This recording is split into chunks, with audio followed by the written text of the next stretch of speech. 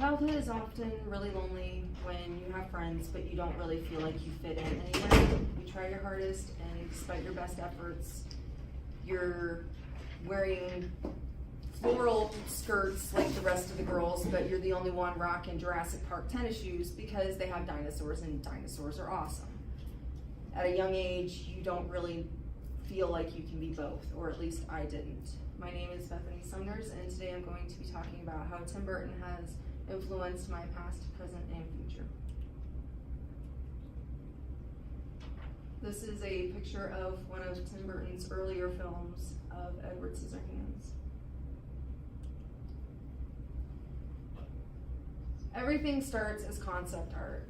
It's got to start somewhere, and there's always a rough idea or a vision of what it is, but you don't really have it polished yet enough to really feel confident in what you're doing. He made me feel less alone as a child because growing up in a family where my dad was very Republican and weird was like, why are you like that? He gave me an outlet and made me realize that I'm not the only weirdo in the world. And they may not always be very obvious, but they are there. Everyone has their own brand of weird. It's just, can you put that out there and risk criticism?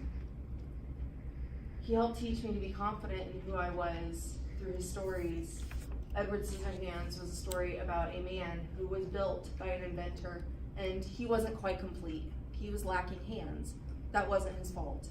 The inventor died before he could finish him.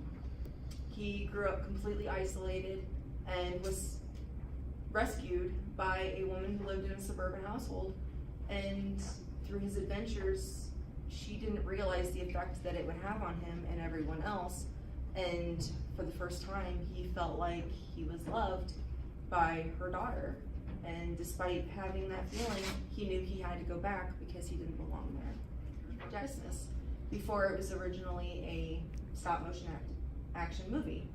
Jack, he belonged in Halloween Town. That was his realm. That's where he lived. That's what he did. But the mundane got so boring that he didn't know what to do with himself. So he tried going out of his comfort zone and tried taking on Christmas.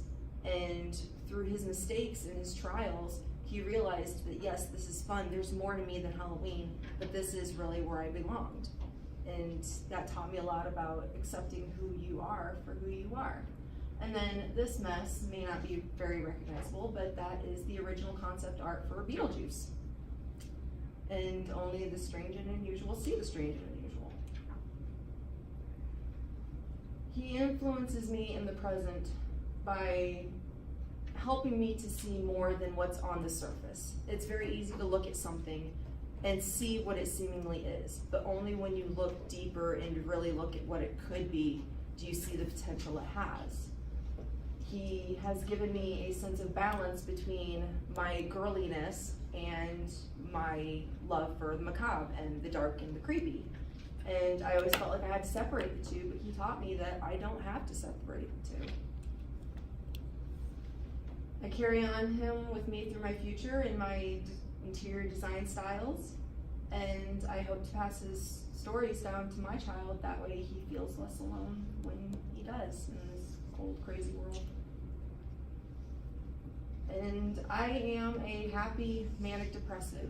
It might get really dark, and I don't always know how to pull myself out, but I know there's more to me than that, and I'm not just negative, I'm negative positive.